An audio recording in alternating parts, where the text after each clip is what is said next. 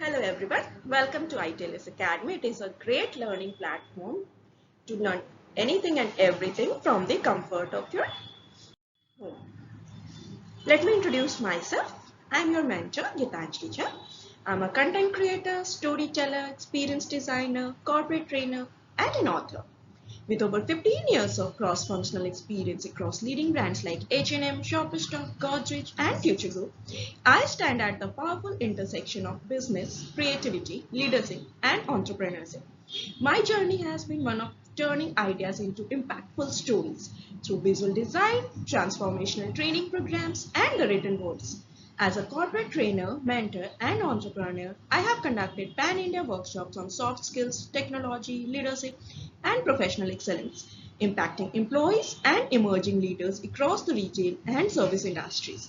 I don't just train people to perform better, I help them think like leaders, act like entrepreneurs, and build careers with ownership and purpose.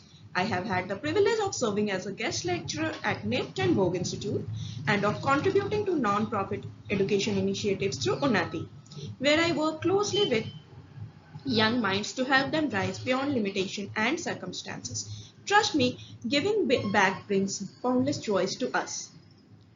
Alongside my corporate journey, I am also a published fiction author of two novels, F Factor and Love Arranged.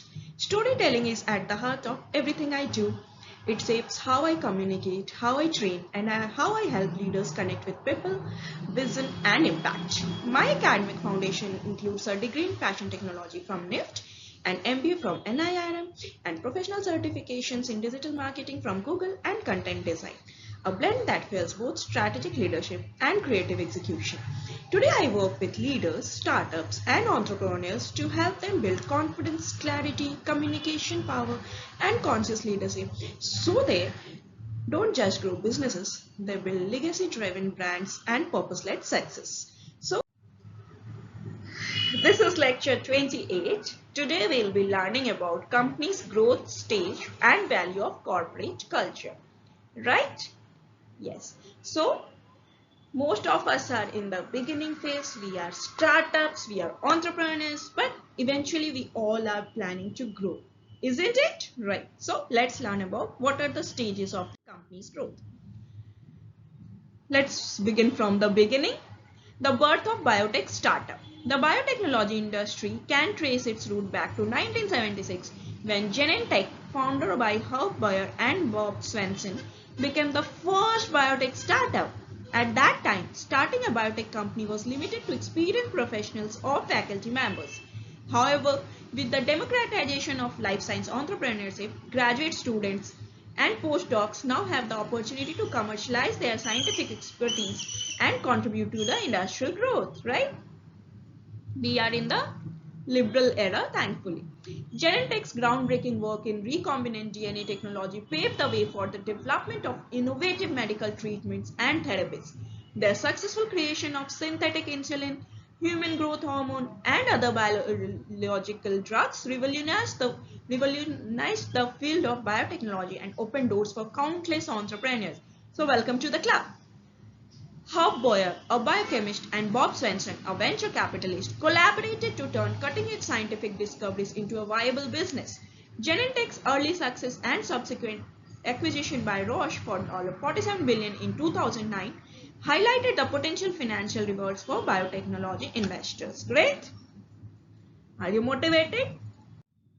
The milestones of a biotech startup. Once you have done the startup, you are going to have various milestones in the process. So, a biotech startup journey is marked by several milestones that are vital to its growth and success.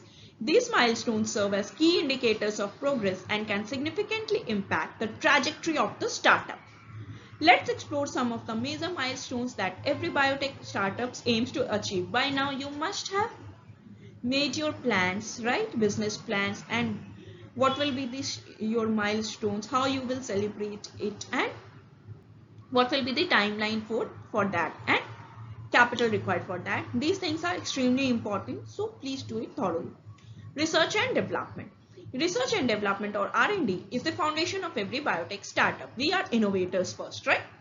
It involves extensive scientific exploration and experimentation to develop innovative technologies and solutions. R&D milestones typically include proof of concept studies, prototype development, and successful laboratory testing. These milestones demonstrate the feasibility and potential of the startup's technology, positioning it for future success, right? Next is funding and investment. Funding is crucial for biotech startups, just like every other startups, to advance their research and development efforts. Milestones related to funding include securing seed funding, obtaining grants from government agencies or foundations, and attracting investment from venture capitalists. These funding milestones validate the startup's potential and provide the necessary resources to further develop its technology. Next is regulatory approvals. Regulatory approvals are essential for biotech startups that aim to bring their products to market.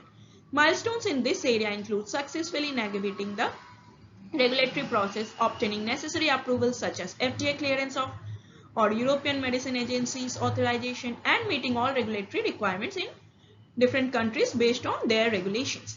These milestones pave the way for commercialization and ensure the startup can legally sell its products. Market entry and commercialization. We already learned about it.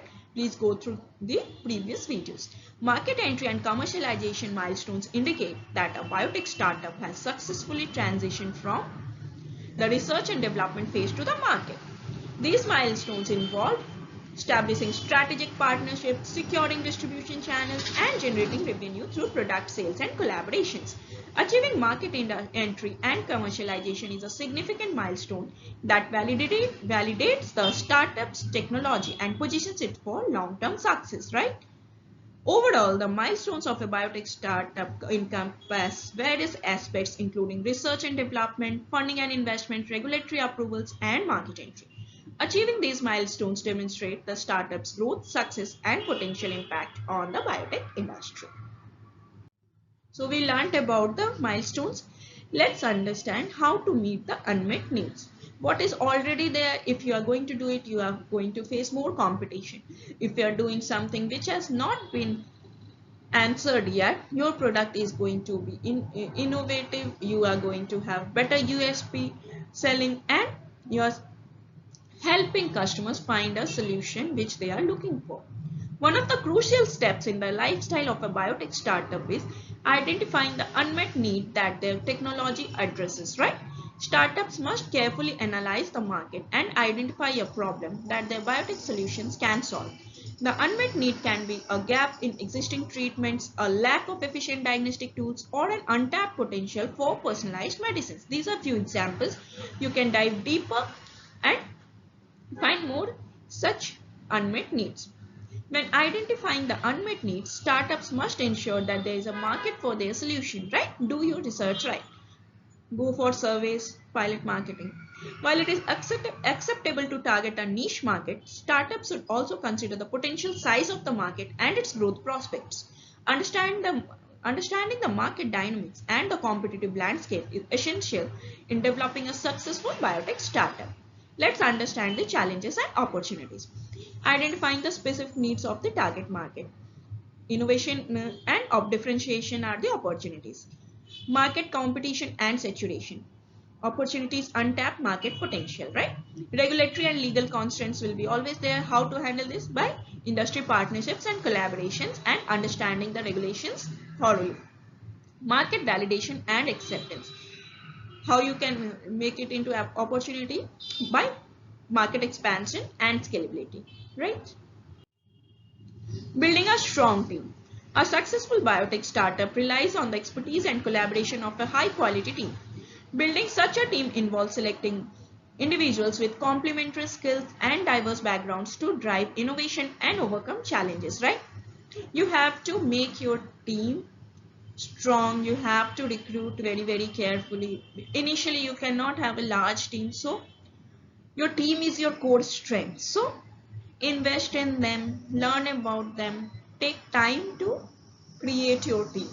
In the biotech industry, a well-rounded team typically consists of individuals with scientific, business, and entrepreneurial expertise. When assembling a team for a biotech startup, it is essential to consider the specific needs of the venture. Scientists with deep knowledge in the relevant field can provide the technical expertise required for developing innovative products or solutions. Business professionals bring valuable market insights, strategic thinking, and finance acumen to the team. Meanwhile, entrepreneurs with experience in scaling startups can provide guidance and mentorship to navigate the complexities of the industry. So you need the combination of three, right? Scientists, business professionals, and entrepreneurs, right? You cannot do everything alone.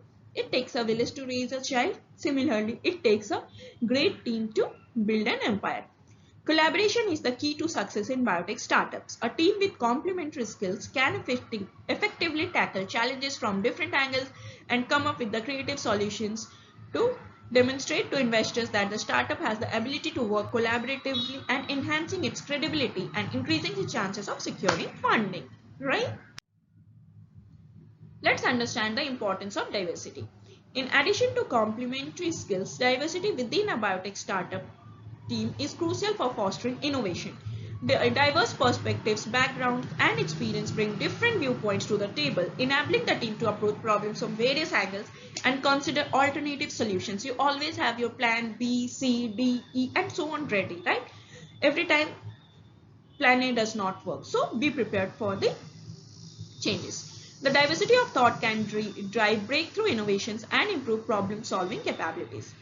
Let's understand the benefits of diverse team. Increased creativity and innovation, improved decision-making and problem-solving, enhanced adaptability and resilience, broader market understanding and customer insights, right? By embracing diversity, biotech startups can tap into a wealth of perspectives, unlocking the potential for groundbreaking discoveries and solutions that address unmet needs in the market. Incentives. How do you motivate your team? Everybody is working for their passion, yes, but also to have a better lifestyle. What guarantees that? A handsome salary and incentive which motivate them to perform their best. Once a biotech startup has assembled a high quality team, it is crucial to align incentives to drive the company's success. By aligning incentives, founders and early employees are motivated to work toward achieving milestones and increasing the value of their shares. One common way to incentivize individuals is through equity or shares in the company. Create your company as the company of your employees. See data, how they raise by treating their employees right?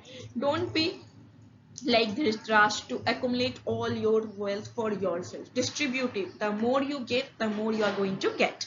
Equity ownership not only provides a financial stake in the success of the startup, but also fosters a sense of ownership and commitment. This motivates team members to go above and beyond in their efforts, leading to accelerated growth and increased chances of success. In addition to equality, startups may seek the expertise of experienced entrepreneurs or executives who can bring valuable guidance and mentorship. These industry veterans can provide strategic advice, open doors to potential partnerships, and help navigate the challenges of scaling a. Next step is seeking government support, right? Biotech startups can greatly benefit from the various government funding schemes that are specifically designed to support innovation in the biotechnology and healthcare sectors. These funding schemes provide startups with the financial assistance, mentoring, and infrastructure support they need to thrive in a competitive industry. One example of a government funding scheme is Biotechnology Ignition Grant, that is BIG program. What it does? BIG offers financial support to early stage startups to help them validate their technology concept and develop a proof of concept. By receiving this grant, biotech startups can access the resources necessary to carry out their research and development, ultimately accelerating their path towards commercialization. Another funding scheme that supports biotech startups is the Social Innovation Immersion Program, that is SIIP.